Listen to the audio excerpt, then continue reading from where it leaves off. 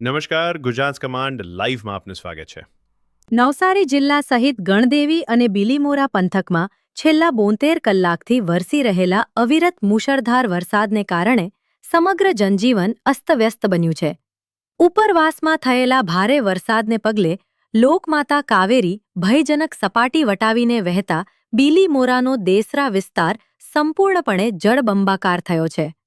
દેસરારા વિસ્તારની ગિરિરાજ નગર સોસાયટી, અવધૂત વાડી રોડ, નવી નગરી, ભાઠા ફળિયા, કુંભારવાડ અને મેમણ સોસાયટી જેવા નીચાણવાળા વિસ્તારોમાં પૂરના પાણી ઘૂસી જતા સ્થાનિકો મુશ્કેલીમાં મુકાયા હતા.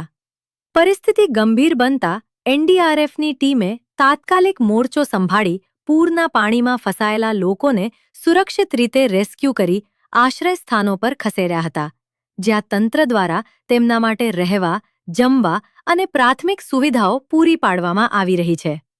Ashok Joshi, Gujarat command live, Bilimora.